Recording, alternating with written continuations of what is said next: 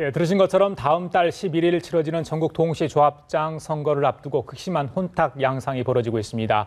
예, 공정성을 기하기 위해 선거관리위원회가 선거 위탁 업무를 맡았지만 구멍은 여전히 많습니다. 조합장 선거 실태와 부정선거 막기 위한 방안을 살펴보겠습니다. 구검장을 지내신 소병철 농협대학교 석좌 교수와 함께합니다. 네, 안녕하십니까. 어서 오세요. 안녕하십니까. 예. 네. 자, 선거 이제 한 달 정도 남은 것 같습니다. 네, 네. 그런데 이 조합장 선거 올해 처음으로 이제 동시에 실시된다고 네, 저희들이 알고 그렇습니다. 있습니다. 혼탁 과열 양상이 굉장히 벌어지고 있다. 이런데 전과자가 될 위기에 처한 조합장 후보들이 굉장히 많다면 실태가 어느 정도입니까? 네. 지금? 방금 앵커님께서 네. 말씀하셨듯이 이제 선거 분위기가 좀씩 달아오르고 있습니다. 예. 2월 26일부터 3월 10일까지 선거 기간입니다. 예. 2월 2일 현재 전국의 입건자가 73명입니다. 이 중에 5명이 구속이 되었는데 예. 저희들이 걱정하는 것은 그겁니다. 지금 구속된 5명의 그 혐의 내용이 예. 대부분이 금품 선거라는 그게 저희들한테 아. 걱정스러운 그런 상황입니다. 그래요? 네. 이권 유형 특히 금품 사업이 많다 이런 말씀하시는데 왜 그런가요? 이 다른 뭐 선거법 위반 행위가 굉장히 많지 않습니까? 네. 그런데 금품을 네. 이렇게 주고받는 행위가 많다는데 이유가 있을까요? 네, 크게 두 가지가 있을 수 있습니다. 아까 조금 전에 이영주 기자님 보도에서 말씀하셨듯이 농협조합장 선거는 한 선거구당 선거인 수가 한 2,230명 정도에 불과합니다. 다른 선거는 몇만 명씩 되기 때문에 그렇죠. 그 오염에 대한 위험성이 좀 적은 편입니다. 두 번째는 농협조합장이라는 직위 자체가 공공성도 있지만 수익 사업을 하는 CEO 성격이 있습니다. 이런 경제적인 성격이 있기 때문에 아무래도 금전적인 유혹으로부터 오염될 소지가 많다고 하겠습니다. 그렇군요. 네. 각 단위 조합별로 치르던 게 공정선거한다고 이제 전체 동시선거하고 중앙선관위에서 주관을 하게 되는데 얘기를 들어보니까 전혀 개선이 되지 않고 여전히 혼탁한 것 같습니다. 이렇게 불법, 탈법이 판치는 이유가 있을까요? 지금 저희들 생각에 외부에 있는 사람들이 봤을 때는 과거에도 사실은 농협조합장 선거에도 이런 문제점들이 있었습니다. 그런데 왜 이번에 이게 문제가 되는가? 이 이유는 과거에는 개별 조합 선거가 각각 진행이 됐습니다. 그러나 작년 8월을 기해서 공공기관 위탁선거법이 제정되어서 이 동시에 선거를 하니까 과거에 이렇게 산발적으로 있었던 문제점들이 한꺼번에 유출된 겁니다. 그렇기 때문에 이번 조합장 선거를 혼탁이다 이렇게 지금 빨리 단정하기는 좀 빠른 면이 있고 오히려 정확하게 말씀드린다면 과거에 산발적으로 일어났던 조합장 선거의 문제점들이 한꺼번에 분출되고 있다. 이게 정확한 진단이라고 할 수 있겠습니다. 그렇기 때문에 더 부각돼 보인다고 그렇습니다. 농협, 수협, 축협 이렇게 조합장을 뽑는 거죠. 그러면. 그런데 조합원 자격을 가진 사람만이 투표권을 행사할 수 있는 겁니까? 그렇습니다. 그런데 가짜 조합원이 있다. 이건 또 무슨 얘기입니까? 그러면? 그건 무슨 말씀이냐면요. 이제 각 조합마다 우선 쉽게 예를 들면 농협의 경우에는 조합원이 되려면 영농을 해야 됩니다.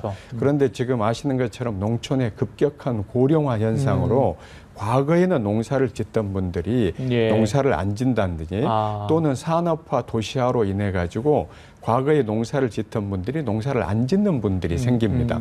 그래서 그 가짜 조합원이라는 말이 무슨 문서를 위조해서 완전히 가짜란 뜻이 아니라 과거에 자격을 갖고 있는 분들이 자격이 실질적으로 상실되었음에도 불구하고 정리가 안 되었다. 이게 정확한 실태입니다. 그렇군요.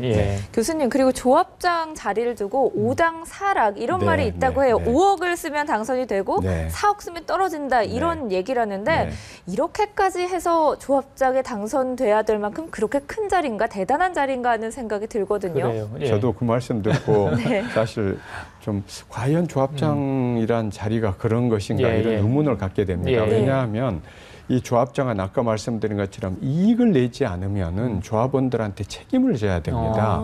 사실 지금 시의원, 군의원, 이번 자치단체의 어떤 장의 경우에는 이익을 가지고 업적이 평가되지는 않지 않습니까?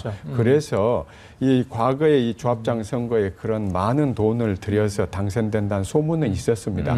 그러나 제가 지금 실제로 확인한 여러 예들은 보면은 최고 한 6천만 원까지 후보자 매수하는데 사용한 실제 사례는 봤습니다. 이게 이제 선거가 실제 진행되면서 유권자들을 상대로 여러 가지 부정한 행위를 한다면 거기에 이제 플러스 알파가 생길 수 있겠습니다만은 4당 5당가 조금 약간 과장된 네. 그러나 그것이 조합장 선거의 문제점을 적나라하게 표현하는 표현인 것은 맞는 것 같습니다. 예, 그리고 지금 이제 저희들이 화면에 볼 수 있는데 조합장이 되면 뭐 4년 임기를 보장받고요. 억대 연봉, 뭐 저것도 좀 차이가 있겠습니다만 어차피 업무 추진비도 3,500만 원 선이고 임직원의 인사권, 또 대출 권한, 뭐 대출률도 정할 수 있다고 합니다. 특히 이제 가장 중요한 건 저걸 노리고 있는 것 같은데 많은 분들 정치권 진출 통로 맞습니까? 네.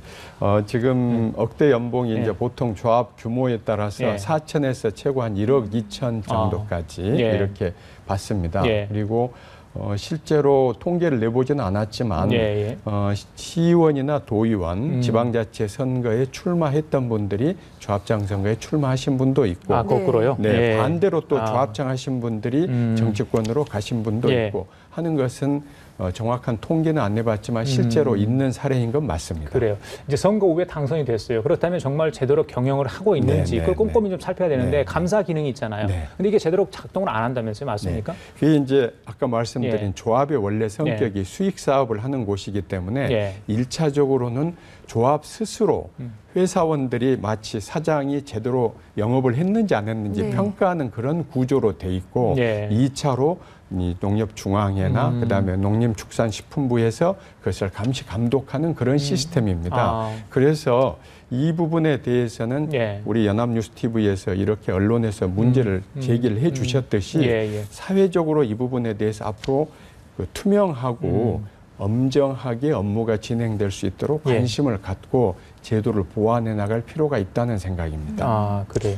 앞서서 저희도 리포트로 전해드렸지만 이렇게 불법 탈법이 자행되는 이유가 이 정도면 괜찮겠지 하는 안일함 때문이라고 하는데요. 어떤 후보자나 조합원들의 의식 변화도 중요하겠지만 선거에 관련한 법 개정도 시급해 보이는데요. 현재 위탁 선거에 대한 법률 어떻게 되어 있는 겁니까? 현재 지금 위탁선거법은 과거의 조합장 선거를 정관이나 내부 규정에 했던 것들을 종합해놨습니다. 그래서 뭐 특별히 엄격해진 건 없지만 그러나 지금 앵커님께서 말씀하신 것처럼 선거운동 방법이 6가지로 제한되어 있습니다. 그래서 후보자를 알릴 기회가 적다는 여러 가지 이제 의견들이 있습니다만은 이번에 선거를 치러보고 과연 그런 부분 개선할지는 조금 신중한 접근이 필요합니다. 왜냐하면 과거에 합동연설회나 공개 토론회를 해보니까 이게 또 다른 탈법의 문제를 제기한 경우들이 있었습니다. 그래서 현직에 있는 조합장이 좀 유리하겠네요, 그러면? 이제 그런 건 없습니까? 그건 이제 이런 면이죠. 왜냐하면 알릴 기회가 적다라고 보면 조합장이 유리해 보이는 측면이 있습니다. 그러나 출마하시는 분들이 다 조합원들이기 때문에 조합원들이 조합 활동을 통해서 이웃 조합원, 자기 동료 조합원들한테 이미 자기를 충분히 알릴 기회는 있었습니다. 그래서 일반 선거와는 조금 다른 부분이 있다 하는 것을 이해하실 필요가 있겠습니다. 그래요. 이것도 지방자치단체장처럼 3선 연임 제한에 걸리는 겁니까? 네, 지금 상임조합장의 경우에는 앞으로 2번 이제 못하게 돼 있고 조합마다 여러 성격들이 있습니다. 비상임조합장도 계시고 합니다만 차이가 있군요. 자, 교수님 마지막으로요. 가장 중요한 게 주지도 말고 받지도 말자 이런 구호 저희도 선거 때마다 하지 않습니까? 이제 주민들, 농어민 또 축산농가들 잘 모르거든요. 이 과태료 50배 물지 않습니까? 그래서 다 정말 한 마을이 이제 쑥대밭이 되는 경우도 있다고 들었어요. 참, 그러니까 선거 출마하는 후보분들 또 그 유권자분들 좀 조심해야 할 부분이 있을 것 같은데 뭐 개선 방안이랄지 앞으로 조합장 선거 어떤 방향으로 좀 나아갔으면 좋겠다고 생각하십니까? 3가지를 말씀드릴 수 있겠습니다. 첫째는 이 정부기관, 말하자면 선관위, 검찰, 경찰에서 철저하게 단속하고 엄중하게 처벌해서 법을 위반하면 당선돼도 이익이 없다 하는 그런 것을 인식시켜 줄 필요가 있고요. 두 번째는 방금 앵커님 말씀하신 것처럼 선거 문화의 의식 변화가 필요합니다. 이게 그걸 위해서 이번에 50표 과태료 조항도 들어왔고 또 그 신고를 하면 최고 1억 원까지 포상금을 받습니다. 최근에 적발된 큰 사건도 2건이 다 신고 사례였습니다. 그래서 이런 그 언론을 통해서 신고 의식이 좀 많이 확산이 되면 좋겠습니다. 세 번째는 아까 앵커님 말씀하셨듯이 제도를 지속적으로 좀 보완할 필요가 있다. 이 3가지가 함께 이루어지면은 조합장 선거 문화가 개선될 거로 생각합니다. 알겠습니다. 개인의 영달을 위한 자리 아니라는 점 공유 좀 했으면 좋겠습니다. 자, 오늘 말씀 여기까지 듣도록 하겠습니다. 고검장을 지내신 소병철 영업대 석자 교수였습니다. 감사합니다. 감사합니다.